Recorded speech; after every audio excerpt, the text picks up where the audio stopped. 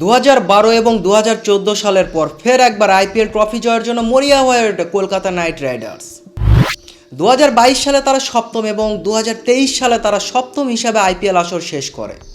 Kolkata management শরণাপন্ন হয় তাদের পুরাতন কাণ্ডারি গৌতম গম্ভীরের কাছে। তাকে মেন্টর হিসাবে দলে নেয়। অধিনায়ক হিসাবে দলে নেওয়া আসে শ্রেয়স আইয়ারকে। কিছু বিদেশি অভিজ্ঞ প্লেয়ারকে তারা নিলাম থেকে তুলে নিয়ে আসে, ফিল সল্ট, মিচেল স্টার্কের মতন প্লেয়ারদেরকে। সেই আসরে ওপেনিংয়ে তো সুনীল নারায়ণ এবং ফিল সল্ট মিলে প্রায় 6 বারের বেশি 50-এর উপর পার্টনারশিপ করে। ফিল সল্ট সেই আসরে 435টি রান করেন 11 ম্যাচ থেকে। অন্যদিকে সুনীল নারায়ণ তিনি 12 ম্যাচ থেকে করেন 465 রান। মিডল অর্ডারে দারুণ ব্যাটিং করেন ভেঙ্কটেশ আইয়ার, প্রায় 350-এর উপর রান করেন। অন্যদিকে দুই পরীক্ষিত সৈনিক সুনীল নারায়ণ এবং অ্যান্ডার রাসেল তারা তো পারফর্ম দারুণ করেছেন। মিচেল স্টার্ককে তারা 24 কোটি রুপিতে দলে নিয়েছিল সেই আসরে, আইপিএলের ইতিহাসে যা সর্বোচ্চ। আশানুরূপ পারফরমেন্স না দেখাতে পারলেও ফাইনাল ম্যাচে দারুণ পারফরমেন্স করেছেন এবং সেই সাথে শিরোপাটাও নিজেদের করে নিয়েছে কেকেআর তৃতীয়বারের মতো 2024 সালে।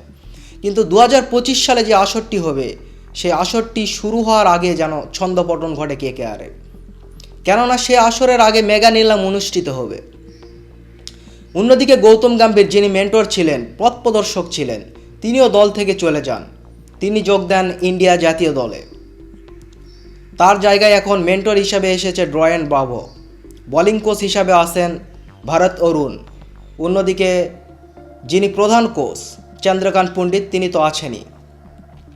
2025 আইপিএল নিলামের আগে 6 জন ক্রিকেটার নিজেদের ডেরায় রেখেছিল কলকাতা নাইট রাইডার্স। 2 জন অভিজ্ঞ সুনীল নারায়ণ এবং অ্যান্ডার রাসেল, সেই সাথে 4 জন দেশীয় রিকু সিং, বরুণ চক্রবর্তী, হর্ষিত রানা এবং রমনদীপ সিং। আইপিএল মেগা নিলাম 2025 থেকে তারা গুরুত্বপূর্ণ কিছু বিদেশি খেলোয়াড় নিজেদের দলে নিয়েছে। তার মধ্যে রবমান পাওয়েল, ফিল সল্ট, তাকে রিপ্লেসমেন্ট করেছে কুইন্টন ডিকক, রহমতুল্লাহ গুরবাজ। অন্যদিকে মিচেল স্টার্কের রিপ্লেসমেন্ট হিসেবে তারা দলে নিয়েছে দক্ষিণ আফ্রিকার অ্যান্ড্রিক নরকিয়া ও অস্ট্রেলিয়ান স্পেন্সার জনসন। সেই সাথে তারা আরও দলে নিয়েছে রবমান পাওয়েল ওয়েস্ট ইন্ডিজ থেকে, মঈন আলী ইংল্যান্ড থেকে।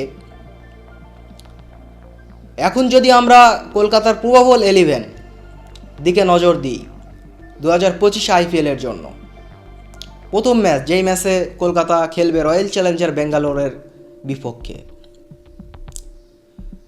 কুইন্টন ডিকক এবং রহমতুল্লাহ গুরবাজ দুই উইকেট রক্ষক ব্যাটসম্যানের মধ্যে একজন ওপেনিংয়ে নামবেন।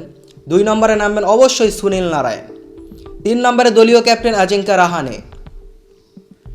4 নম্বরে ভেঙ্কটেশ আইয়ার। 5 নম্বরে রিঙ্কু সিং। 6 নম্বরে অ্যান্ডার রাসেল। 7 নম্বরে রমনদীপ সিং। 8 নম্বরে বৈভব আরোরা। 10 নম্বরে হর্ষিত রানা এবং 11 নম্বরে অবশ্যই স্পেন্সার জনসন বা অ্যান্ড্রিক নরকিয়ার মধ্যে একজন।